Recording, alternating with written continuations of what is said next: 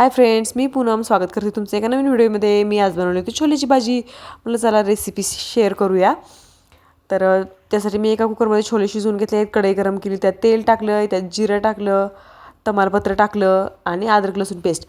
आणि आता चॉपरमध्ये कांदा आणि टोमॅटो बारीक कट केलेले चॉप केलेले चॉपरमध्ये ते मस्त टाकून घ्यायचं. त्याच्याबरोबर थोडं अद्रक लसूणची पेस्ट पण टाकलेली आहे आणि मस्त छान पाणी सुटेपर्यंत ना ते परतून घ्यायचं.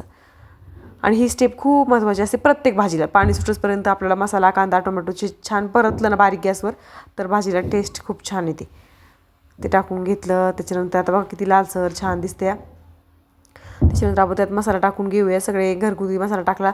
त्याच्यानंतर धना पावडर, एक किचन किंग मसाला, लाल मिरची पावडर आणि महत्त्वाचं मध्ये छोले मसाला टाकून घेतला. मस्त किती छान ग्रेव्ही झाली. आणि मसाले वगैरे पण छान परतून घ्यायचे. आणि त्याच्यानंतर शिजवून घेतलेले छोले आणि त्यात एक छोटासा बटाटा टाकायचा स्मॅश करून, तो टाकून घ्यायचा आणि मस्त पाणी ओतून द्यायचं. थोडं उकळी छान येऊन द्यायची. एक नंबर छोले होतात. तुम्ही नक्की करून बघा ट्राय.